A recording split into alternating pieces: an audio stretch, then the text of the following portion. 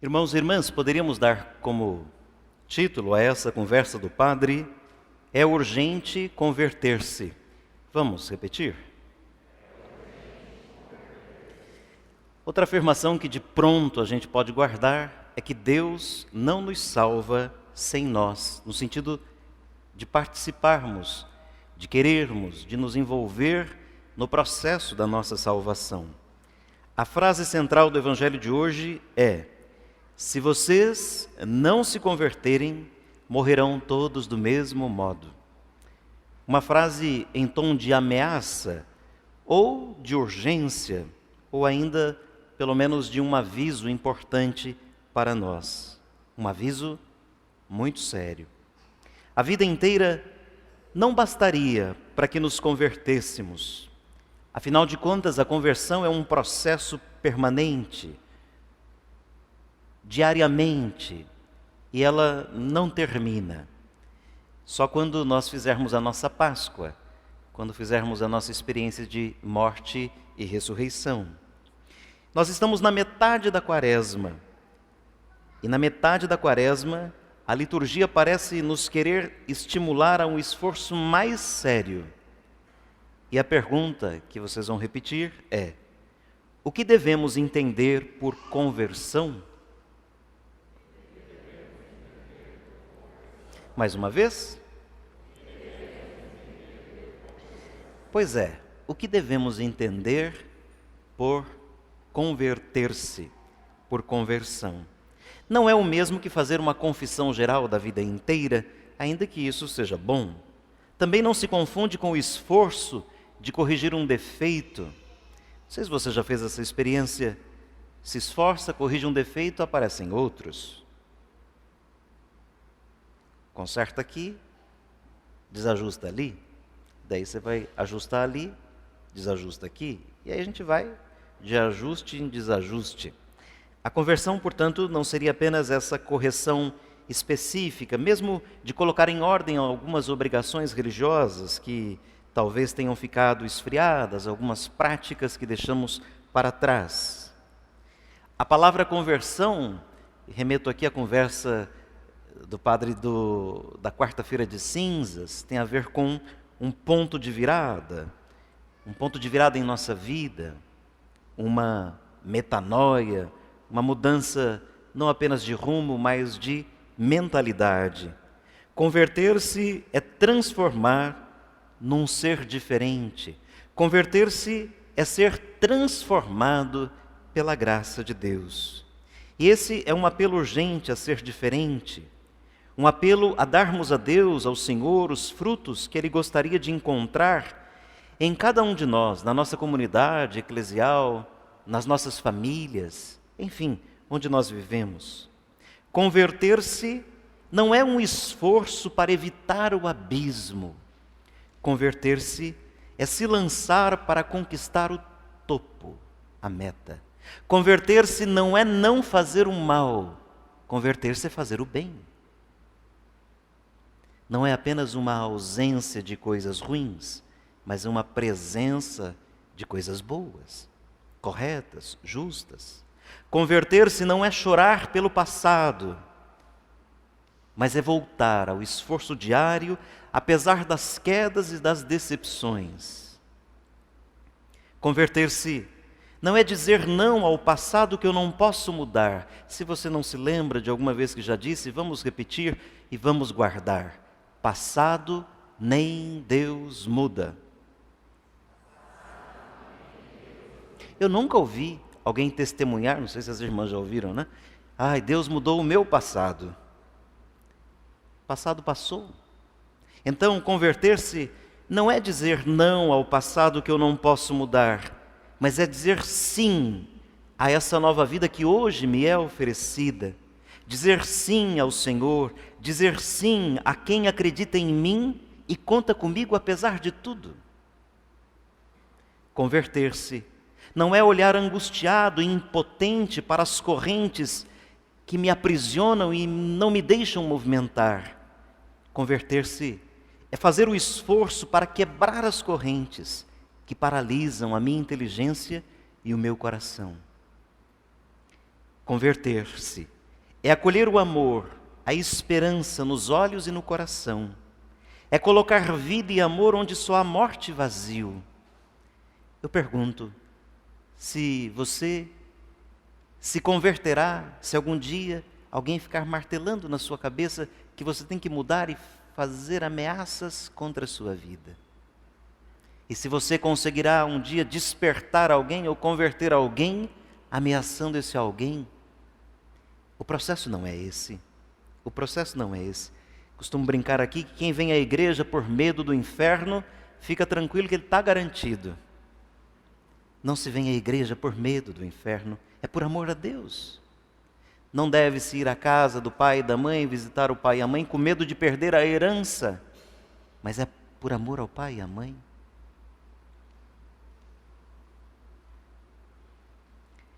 Converter-se é acreditar, de uma vez por todas, em mim mesmo, acreditar em Deus, acreditar nos outros, acreditar na riqueza da vida e do amor.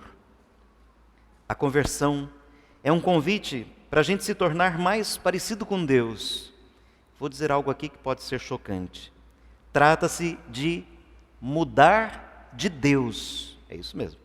Trata-se de mudar de Deus. E descobrir um Deus diferente, mais parecido com o Deus de Jesus Cristo, que é nosso Senhor. Uma mudança que nos oferece uma nova forma de nos relacionarmos com o Deus que é eterno, clemente e misericordioso. Espero que daqui a pouco fique melhor essa ideia de mudar de Deus.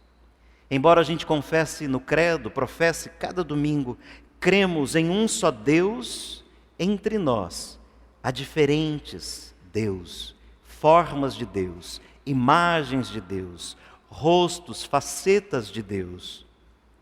E nem todas essas imagens de Deus são corretas ou convergentes. Nem todas essas imagens de Deus são realmente a do Deus de Jesus Cristo. A gente precisa olhar cada vez mais para Jesus, concentrar o nosso olhar em Jesus, para reconhecer nele a imagem de Deus e procurar resplandecer na vida da gente a imagem de Deus. Por exemplo, no Evangelho de hoje, Jesus encontra um traço estranho que deforma o rosto autêntico de Deus. Uma mentalidade supersticiosa, mágica, que atribui a Deus tudo o que acontece no mundo e o interpreta à sua maneira. Acidentes, curas, crimes, doenças, desastres naturais. Chegaram dizendo para ele essas duas histórias dos 18 que tinham morrido na queda da torre. E daí ficou uma certa implicação. Morreram porque mereciam. Morreram porque foram castigados. Nós não morremos porque não temos culpa. A gente precisa tomar cuidado. Que imagem de Deus que a gente tem. Resgato aqui uma história real, aqui mesmo da nossa cidade. Acredito que tem uns 8 anos. Houve um acidente por aí. Morreram 4 estudantes. Tinham 4 estudantes no carro, morreram 3 estudantes, 3 pessoas, 3 jovens. E daí, a família dessa que sobreviveu disse, e eu consigo compreender, mais que entender, consigo compreender. A família dessa que sobreviveu disse assim, que ela sobreviveu graças a Deus. E as outras 3 famílias falaram, então quer dizer que as nossas morreram graças a Deus?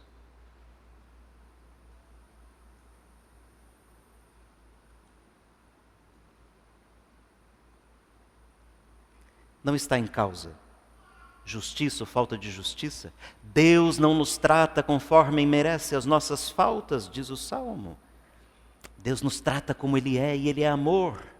Deus nos trata como Ele é e Ele é compaixão. Deus nos trata como Ele é e Ele é perdão. Deus nos trata como Ele é e não como nós somos. Guardem isso. Precisamos purificar a nossa imagem de Deus. Então, como é que Deus é? A primeira leitura nos apresentou uma história muito significativa para o povo de Israel. É como que o cartão de visita de Deus para Moisés, quando ele e o seu povo mal o conhecem. Então Moisés foi chamado para ir organizar o povo, para libertar o povo, E Moisés disse: eu vou, tá aí, eu vou, eu topo. Mas e o que eu vou dizer quando eles perguntarem: quem é que me mandou a eles? Qual é o nome daquele que me mandou a eles? Então Deus diz o nome dele para Moisés: eu sou Javé, eu sou aquele que sou. Eu sou aquele que sou. Parece enigmática a resposta do Senhor: eu sou aquele que sou. Muito já se escreveu sobre isso e não vou aqui também filosofar a respeito.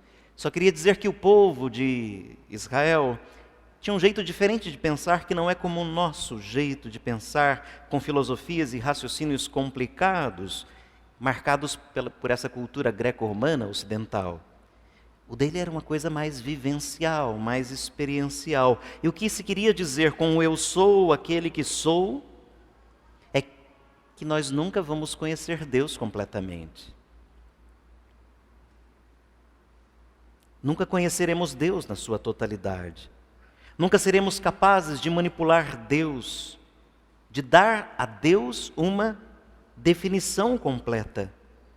É por isso que os judeus nem pronunciam o nome de Deus. Aqui a gente fala Deus, Deus, Deus, Deus, Deus, Deus, Deus, Deus, Deus, mais que respira, né? Nem pronunciam o nome de Deus. Ou seja, Deus é maior do que todos os nossos conceitos, explicações, definições, indagações filosóficas. Não podemos trancar Deus nos nossos catecismos, nos nossos dogmas. Deus está sempre além. Devemos estar sempre dispostos a corrigir as nossas ideias sobre Deus, como eu disse há pouco. E em segundo lugar, procurando responder como é Deus, essa expressão, eu sou aquele que sou, significaria que Deus é conhecido no caminho. Deus vai se dando a revelar ao longo do caminho, no deserto da vida, durante toda a nossa vida. Nós vamos conhecê-lo e experimentá-lo pouco a pouco, ouvindo, obedecendo, orando, confiando e colocando em prática as suas exigências. Pode ser que a gente já seja grandinho, já seja adulto e tenha a ideia de um Deus ainda da nossa época de criança. Qualquer imagem que a gente vê, né? Qualquer imagem que a gente vê de santo, Cristo, tal, a gente diz para as crianças: olha o papai do céu, não é assim? Agora, nós adultos já sabemos, São José não é o papai do céu, Jesus não é o papai do céu, Santa Teresinha não é o papai do céu. Nós já sabemos. Ou não sabemos? A nossa experiência vai nos fazendo conhecer mais quem Deus de fato é. Se quiséssemos explicar quem é Deus para mim, quem é Deus para você, teríamos que repassar a nossa vida, porque na própria experiência e conhecimento de Deus, nós vamos mudando e o conhecimento de Deus vai mudando. Há poucos dias conversava com alguém e essa pessoa que já acompanho há uma década pelo menos, dizia, e conheço bastante a prática da pessoa, né, correta, enfim, religiosa, mas tinha ideias assim que eu não conseguia muito conceber. E a pessoa diz assim: de fato, padre, tudo tem o seu tempo. De fato, hoje eu consigo compreender melhor coisas que fazia diferente porque não compreendia de fato. Ou então tinha uma ideia muito, muito inapropriada da imagem de Deus. Quanto mais a vida vai modelando a gente vai se abrindo a Deus, mas a gente vai conhecendo essa face de Deus que é amor, misericordioso, compreensivo, acolhedor. E a nossa imagem de Deus, ela vai ficando mais, digamos assim, próxima daquilo que de fato Deus é. O que mais que a gente pode dizer? Assim como eu mudo, as minhas percepções sobre os outros também mudam. Quantos aqui já não disseram alguma vez: puxa, estou tão surpreendido que aquela pessoa tem feito tal coisa, convivo com ela há tanto tempo e eu desconheço ela. Ou cada dia eu vou descobrindo coisas novas dela. E da gente também.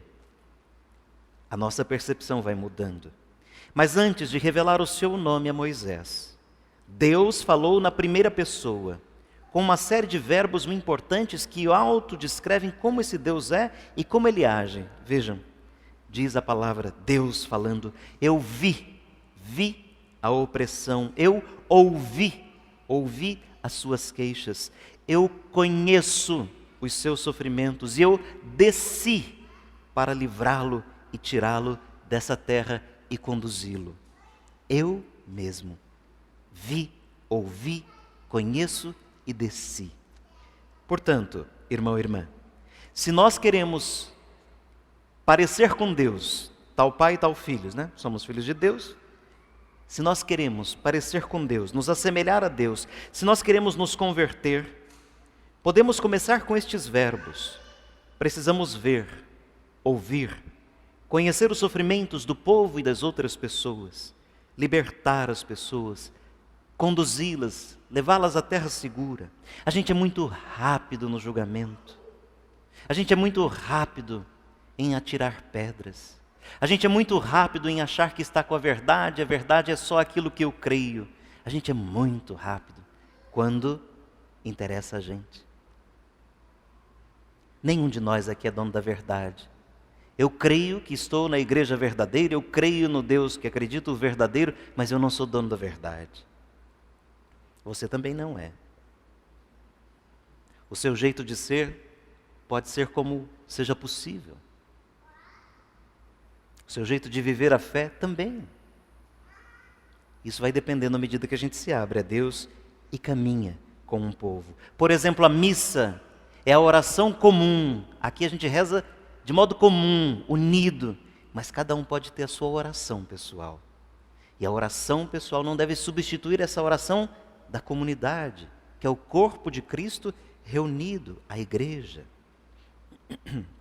Então, precisamos aproximar-nos do mundo, para tantas pessoas que hoje importam para Deus, e nos deixamos afetar e descer até elas. Quanta gente tem precisado da gente, e não está precisando do nosso julgamento, e não está precisando dos nossos bens necessariamente, está precisando do nosso olhar, está precisando do nosso abraço. Hoje mesmo li uma matéria que na Holanda, só me perdoem se eu estiver trocando o país, mas é na Europa. Hoje uma mulher, a notícia diz isso, né? Ela já estava tudo encaminhado, faria a eutanásia, lá pode, né? A eutanásia iria, entre aspas, se matar. Não é bem isso, mas é isso. E ela recebeu a visita, porque passou no hospital inteiro, recebeu a visita do arcebispo lá da diocese, e é um lugar que não é tão religioso assim. E ela, depois dessa conversa, da visita, e não é uma notícia religiosa, é uma notícia fora do ambiente religioso, ela desistiu de morrer por própria conta. Às vezes, a gente tem o poder de ajudar alguém a desistir de desistir. E esse poder de ajudar alguém a desistir de desistir é acompanhá-lo, ouvi-lo, enxergá-lo, ampará-lo, amá-lo, acolhê-lo. Isso é suficiente para ajudar alguém a não desistir. E às vezes a gente não acredita na força que a gente tem para ajudar alguém a desistir de desistir. Ou seja, ajudar alguém a não desistir.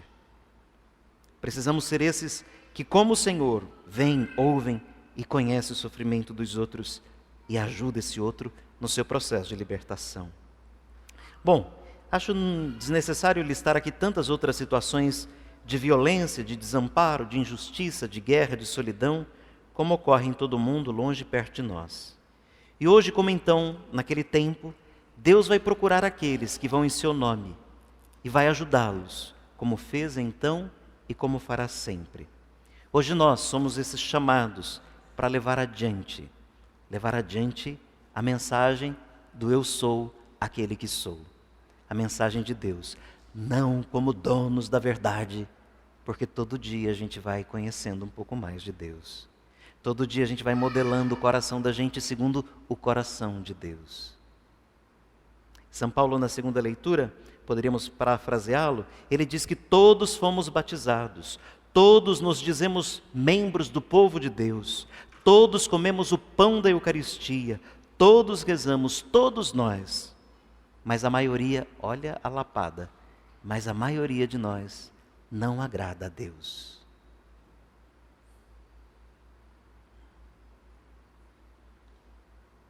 Eu acho que isso não acontece, mas espero que você nunca venha à igreja para tentar ganhar a simpatia do padre.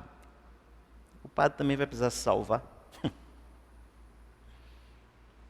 Será que a sua vida agrada a Deus, irmão e irmã? Será que a minha vida agrada a Deus? Há pouco eu dizia que as desgraças que acontecem não são condenação, não são castigo, porque Deus não castiga. Deus não castiga, Deus não castiga, Deus não castiga, Deus não. Então, quando acontece uma desgraça na casa do seu vizinho, não é um castigo de Deus, mas pode ser um grito de Deus para que você que viu, desperte e se converta. Por exemplo, vejo um padre caindo, outro padre caindo, outro padre caindo. Deus está me dando a oportunidade de não cair. Sandro, padre, converta-te. Não está castigando os que caem. Está gritando a mim para que não caia.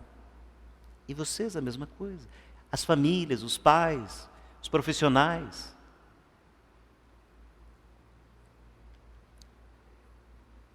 Portanto, a sua vida tem agradado a Deus? Não é agradado aos outros, não é buscar aplauso dos outros, não é ser famoso na internet, não é nada disso. A sua vida agrada a Deus? A conversa do dia a dia, o seu palavreado agrada a Deus? O seu jeito de tratar os membros da sua casa agradam a Deus? A sua vida de oração agrada a Deus? Não é agradar ninguém, senão a Deus. Não é buscar fama no mundo, mas agradar a Deus, permanecer unido a Deus. Não saia hoje da igreja sem se questionar se a sua vida tem sido agradável a Deus. Às vezes a boca da gente fala de Deus, Deus, Deus, Deus é amor, Deus é isso, Deus é aquilo, pelo amor de Deus, mas a vida da gente é um horror de maledicência, de vingança, de falta de perdão, essas coisas todas que vocês sabem de cor e salteado. São Paulo diz: quem estiver em pé, cuidado para não cair. Ninguém cante vitória antes da ressurreição final. Ninguém se considere convertido para sempre enquanto não fizer a sua Páscoa.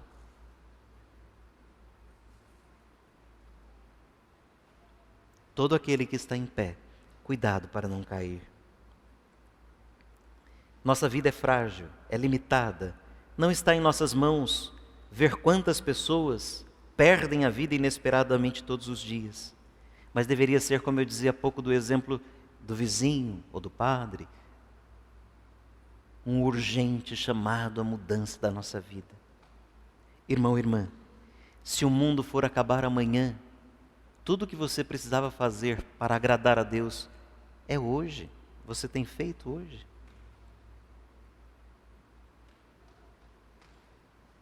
Agora há pouco eu disse que Deus não muda passado de ninguém. E a gente só vai ter um futuro razoável se hoje a gente se decidir pelo Senhor. Se decidir pelo Senhor. Agora há pouco pela manhã, o Papa diz assim: Deus é Pai e Deus olha para você como o melhor dos pais. Ele não vê os resultados que você ainda não alcançou, mas os frutos que você poderá dar um dia. Deus não leva em conta as suas faltas. Deus encoraja as suas possibilidades. Deus não para no seu passado, Ele aposta no seu futuro. E a gente rastejando, deixando para amanhã o que pode fazer hoje. Não é para despertar a ansiedade em ninguém. É decisão, não é ansiedade, é decisão. Vou ou não vou, quero ou não quero, posso ou não posso, vou com Deus ou não vou com Deus. Vou viver a minha fé ou não vou? Vou viver de verdade ou não? Sem ansiedade, com decisão. É urgente o convite do Senhor para que a gente não deixe para amanhã o compromisso de produzir frutos hoje. Última ideia para terminar. A imagem do Evangelho. Jesus conta uma parábola. Um homem, vamos colocar aqui, foi o próprio Jesus, né? Jesus vai até um pé de figueira. Terceiro ano. E terceiro ano sem fruto. Um pé de fruta que não dá fruta não serve para nada, né? Essa árvore que a gente bota aqui todo ano lembra essa figueira seca. Todo ano Deus está dando a oportunidade de a gente cuidar dela. Para que na Páscoa, na ressurreição, ela fique florida, renovada, transformada. Então, ele vai lá à procura. Ele não encontra fruto, terceiro ano. Então ele diz assim, corta. Está ocupando espaço, está cansando a terra. Corta. Corta. Aí o agricultor que cuidava da figueira disse assim, negociando, né? Senhor, deixa mais um pouco, mais um ano. Eu vou cuidar dela. Eu vou cavar em volta. Eu vou colocar adubo. Aí ano que vem o senhor volta. Se ano que vem não tiver frutos, aí o Senhor corta. Sempre o Senhor nos dá essa oportunidade de cavar em volta das raízes da nossa vida, de adubar com a fé as raízes da nossa vida e dar frutos. Veja, nenhum pé de manga se alimenta da manga que dá, né? Nenhum pé de fruta se alimenta da fruta que dá. O fruto é para o outro, para os outros. Se o Senhor vier hoje ao nosso encontro, nós somos a figueira, e Ele pedir frutos, que frutos Ele espera de nós? Senão de compaixão, de solidariedade, de justiça, de libertação. Os nossos frutos são esses que podem servir e alimentar os outros, não a nós mesmos. Irmãos, não nos cansemos de fazer o bem. Louvado seja nosso Senhor Jesus Cristo.